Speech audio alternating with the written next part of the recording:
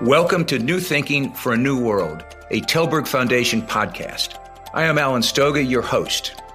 Each week, I bring you conversations with people who think differently about the great issues that are shaping our world. Geopolitics, disruptive tech, mass migration, the changing climate, culture wars, all of it is grist for our mill. I hope you enjoy listening. I also hope you will let me know what you think and that you join the conversation at tilburgfoundation.org. And now for today's episode of New Thinking for a New World. Recently, Sweden's security service raised its assessment of the level of terrorism threat against the country to 4 on a scale of 1 to 5. Sweden is now regarded as a priority target by extremist Islamic groups. Indeed, the Prime Minister recently said that several attacks have already been thwarted. The cause, or maybe the excuse, is a series of Koran burnings by anti-Islamic activists earlier this summer that outraged Muslims around the world. Although the Swedish government condemned the burnings, they couldn't stop them because of freedom of speech protections in Swedish law. The irony, of course, is that Sweden, one of the most liberal democracies in the world, is now caught in a double bind. To prevent more public Quran desecrations, which it badly wants to do, it's becoming significantly less liberal. That circumstance and that challenge applies well beyond Sweden, I think, which is why today's guest, Elisabeth Braw, senior fellow at the American Enterprise Institute and a columnist for both Foreign Policy and Politico Europe, is important to talk to. She recently published an article on the Swedish dilemma, How Tolerance Makes Nations Vulnerable. Welcome, Elisabeth, to New Thinking for a New World. Thank you. In your Financial Times article, you reminded readers of Karl Popper's Open Society and Its Enemies, which he started writing in 1938. Why are his arguments about tolerance, which were formulated in the context of the challenges of Nazi Germany, relevant today? Yeah, it's extraordinary that the book written decades ago about a societal phenomenon that applied then can apply so strongly today in liberal democracies. And this is really a problem for liberal democracies because the way we are set up, which is what he also outlines, is that we are societies of tolerance. And there is a social contract there, which is that everybody puts tolerance into the mix and gets tolerance back.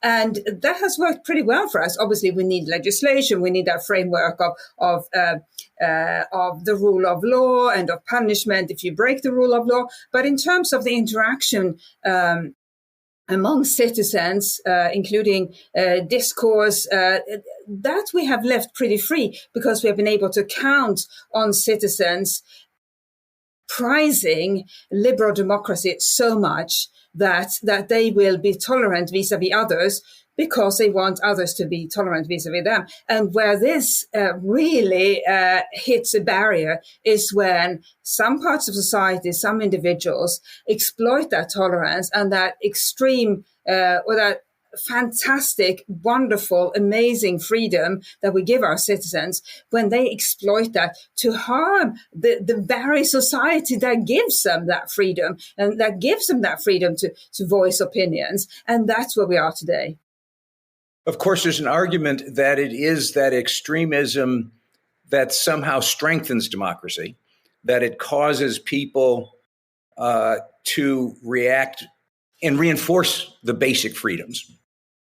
And clearly that is the double bind. How much extremism can you tolerate in a tolerant society? At what point do you have to become intolerant of extremism? Yes, at what point do you have to become intolerant? And the way we have operated so far is we've been trying to plead with people to use their better selves, to consider others, to be considerate of others. And we have only really legislated against and then prosecuted violent crimes. So, for example, if you attack somebody clearly, in the name of ideology, you are still prosecuted for it. But if you criticize that person, you don't go to jail because we have freedom of speech. But you can. What we're seeing today is that you can do so much harm, maybe not physical harm to people, but you can do harm to society at large by exploiting that freedom. And so that means that the rest of society, which is, I argue, it's still the majority. The rest of society then has to think about what do we do about this if pleading goes nowhere, if there are elements of society that are willing to engage in very provocative acts and indeed trigger violence elsewhere through their words and through their actions, even if they don't physically attack anybody, then we have to start entertaining that notion that maybe we should be less tolerant of radical views simply because a liberal democracy is not guaranteed to exist. It's a construct that we all have to be part of keeping up and maintaining. And if a large enough chunk of the population attacks that construct, it's not going to be able to withstand those attacks. It's going to crumble. Popper also argued a sort of theory of history as a long-term battle between proponents of open society and proponents of closed society. And that's, of course, back where we are again in terms of world order, competition between open and closed, democracies and autocracies. As you point out, it is stunning that we've gone full circle. We're almost back to 1938 when he's beginning to think about exactly that challenge, open versus closed. So much for the end of history. So much for the end of history, indeed. And I think even those who strongly believe that history had taken a new turn after the end of the Cold War, even they have been disabused of that notion. And I think most of us have realized by this point that the history goes in circles, and we see dark turns, and then people after a while after having been part of such a dark turn for a while, they realize that no, this is absolutely not a desirable way to live, and they try to establish something resembling democracy, which is obviously what has happened at many points. And we had a nice and long run with liberal democracy in Western Europe and North America and a few other places during the 20th century, and we still do. And in other places, it's more recent. And I just sincerely hope that we won't have to take that dark turn before we realize how valuable and how precious liberal democracy is. And I think, Alan, this is a really crucial point. Most of us don't take we take liberal democracy for granted. Those of us living in liberal democracies, those of us who have never experienced any other form of society, we take liberal democracy for granted. We just assume they will always be around because that's the only way of life we know. But there is nothing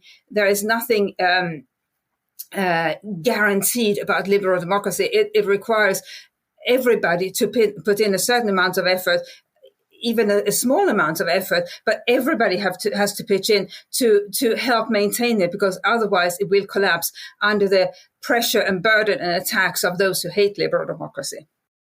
Let's turn to Sweden, which is the specific case that you discussed in your article. In resume, what happened? What happened was, Alan, it's an extraordinary turn of events. So Sweden applied for NATO membership last year. And it had assurances, informal assurances from Turkey that, and indeed from every other NATO member state that it would get the green light for NATO membership when it applied. So it applied. Then after it applied, President Erdogan said, well, we have these concerns about Kurdish militants that have been given asylum in Sweden. We want Sweden to extradite them. So there were negotiations between Sweden and Turkey, and they've reached some sort of agreement that Sweden would monitor Kurdish extremism more closely in Sweden. And of course, Sweden does monitor extremist activities that violate the law. So Sweden promised Turkey essentially to keep a close eye to make sure that there was no illegal activity. But Turkey kept up the pressure and indeed unfairly changed its demands after Sweden had already agreed to one set of demands. So that kept going. Then some troublemakers realized that this was the perfect opportunity to get attention for various reasons. So there is a Danish provocateur, a career provocateur called Rasmus Paludan, who stages stunts, far-right stunts every now and then. So he thought, oh, this is a good time to travel to Stockholm and desecrate the Koran to anger President Erdogan, because look how much attention I will get if I anger President Erdogan. And that's what he did.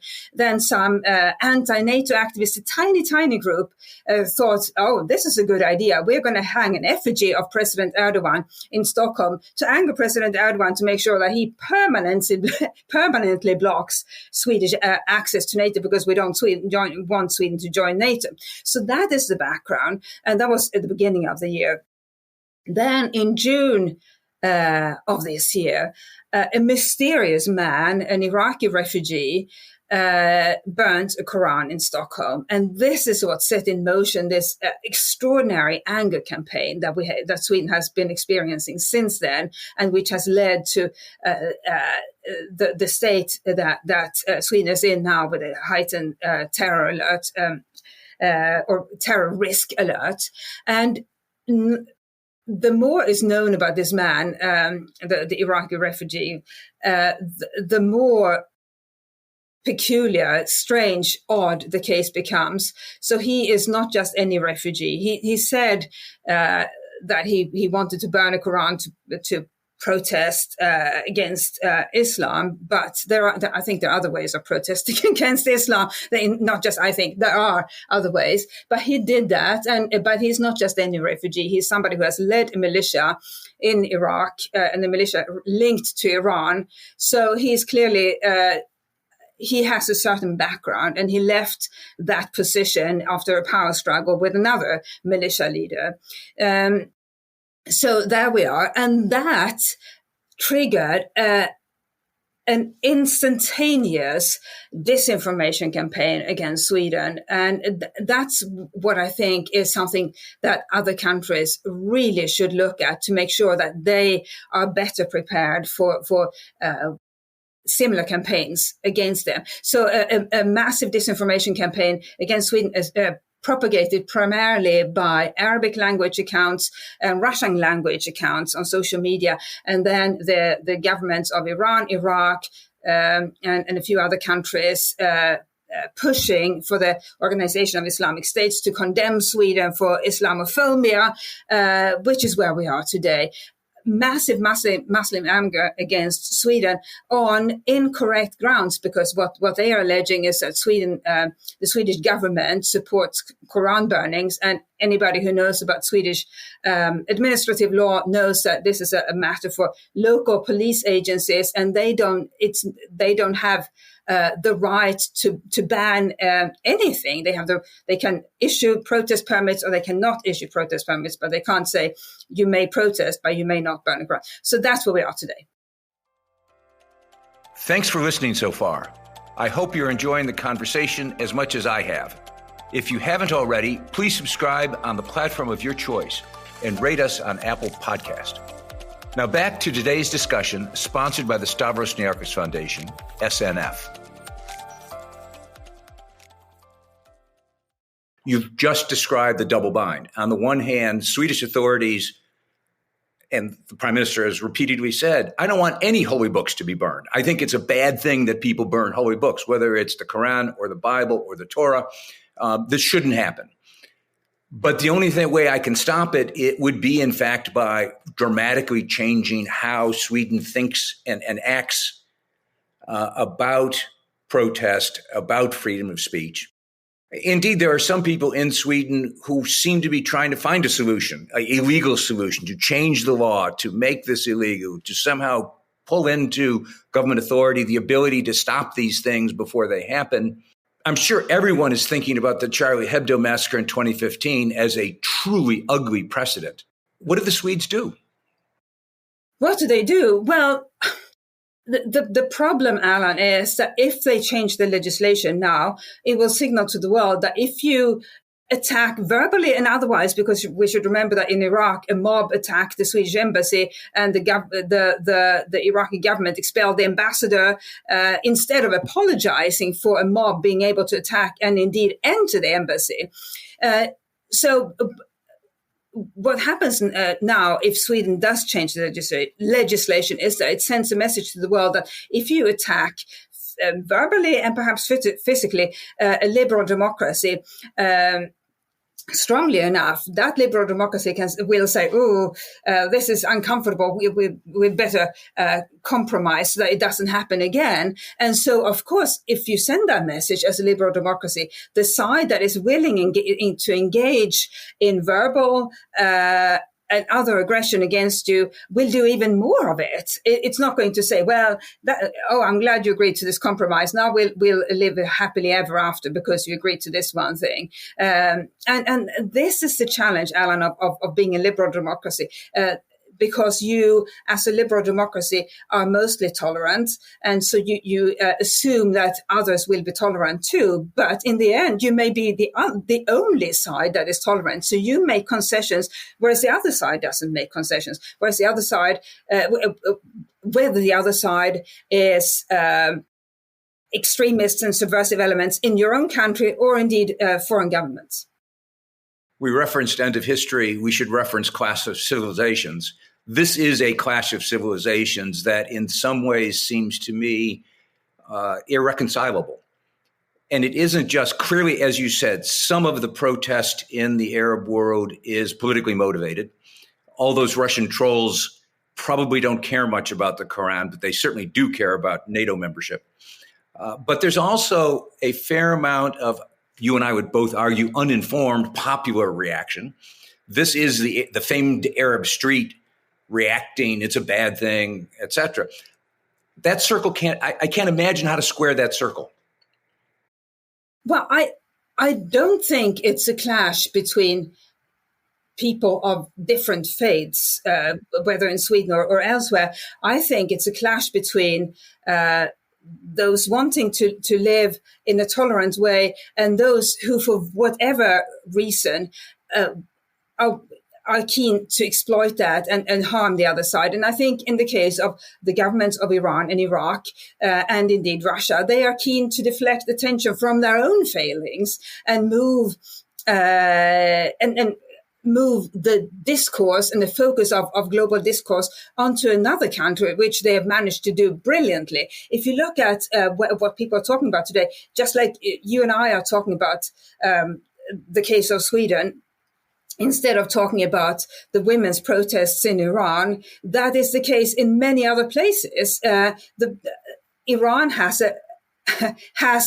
the Iranian government has a massive domestic problem at its hands because women are standing up for the right not to wear a headscarf. And so Iran, in this case, has a reason to try to deflect attention from that and from its failing, really, its failure to listen to its own population. So I think it's a clash between tolerant societies and tolerant members of society and people, individuals and governments that are, for whatever reason, on a warpath against that way of life and are willing to exploit the freedom that liberal democracy grants to harm that very liberal democracy. In contrast to a place like Iran, as you mentioned, or Afghanistan, where clearly we in the West are outraged by policies vis-a-vis women, vis-a-vis children, and so on. But those governments clearly don't care. There's not an equivalence of care. We feel guilty about Koran burnings in Sweden. They clearly don't feel guilty about, in Afghanistan, not allowing girls to go to school. we should remember that Koran burnings in Sweden, we're saying it in plural, but it really is a rare phenomenon. It was a rare phenomenon until this Iraqi refugee, who knows what his motivations are, who knows whether he has mental health issues, whether he has links to groups and regimes wishing Sweden ill. But it was manageable. It was very rare until he came along. And then suddenly the floodgates of disinformation broke open. And if I may add, Alan, we all have a responsibility to make sure that the information we share, especially on social media, but also elsewhere, that it is accurate. Because part of the reason that this anger campaign against Sweden grew so quickly is that people were careless in the information they were sharing. And there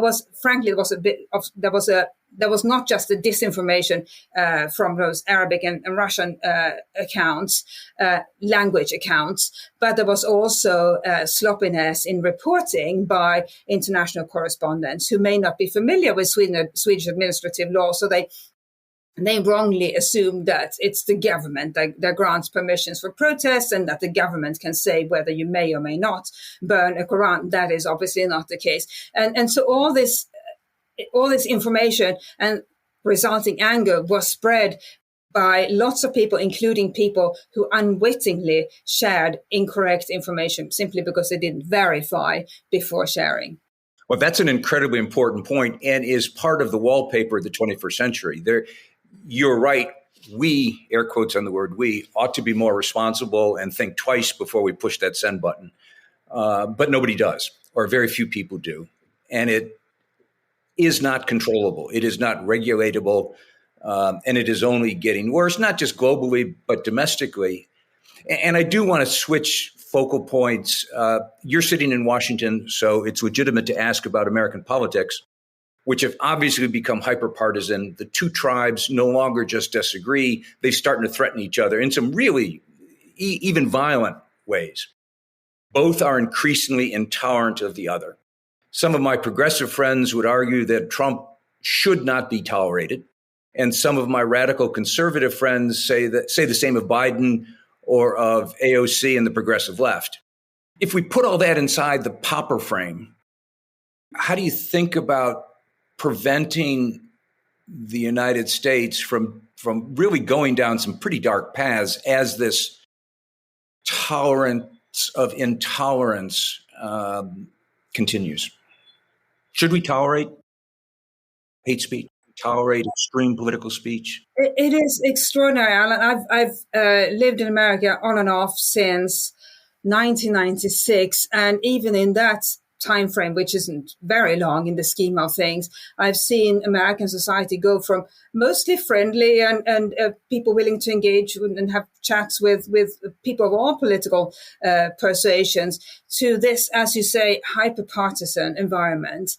And we can say it's fueled by social media. Yes, it is fueled by social media, but what do we do about it? Well, I think this downward spiral started with something that Robert Putnam, who is a sociologist, that he documented in a fantastic book that came out in 1999 called Bowling Alone. And I remember reading it then and being blown away by what he documented. And for those of your listeners who may not have read it, what he documented was a decline in civic participation in America. And it was stark. So people belonged to far fewer clubs and associations in 1999 than they had done in the 1950s. They had meals together far less often than they had in the 1950s, and so on and so on. And back in 1999, when the book came out, it was an interesting set of facts that Robert Putnam presented, and it's similar. The development is similar in other Western countries, even though maybe less stark than in America.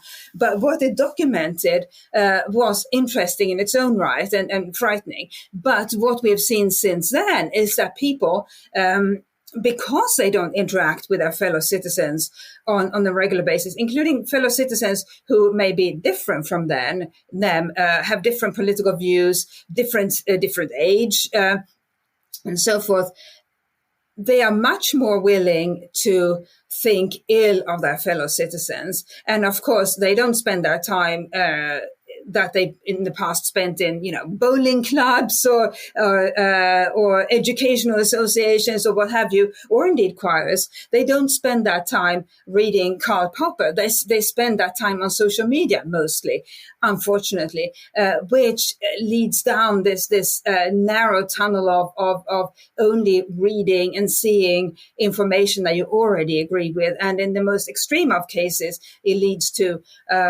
involvement in conspiracy theories, which was obviously what triggered the January 6th attack on the Capitol.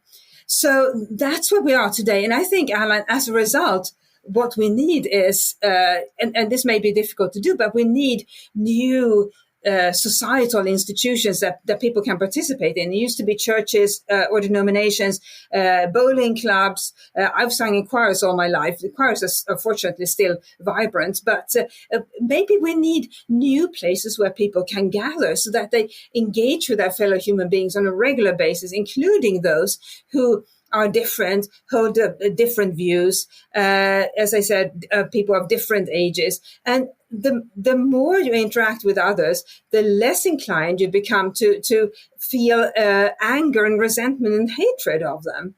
And as I said, this may be difficult to do because what are the new societal institutions we need? That I think would be a subject for another podcast episode. But I think the more we interact with one another, the less angry we become, and the more willing we become to think well of our fellow human beings and of society. Not to beat a dead horse, everything you just said is even more true after the pandemic and in the context of work from home. Both of those led to less social interaction, less open conversation, and more living on a screen or living through a screen rather than sort of normal, what you and I would be normal social interaction. Last question. The last sentence of your article is this: liberal democracies should learn from Popper that supporting tolerance means treating the intolerant with intolerance. I think it's a terrific punchline. I've asked this once, I'll ask it slightly differently. At what point does it risk becoming self-defeating? That is, of closing down what we both want, which is the most open society possible? Is such a difficult measurement to make.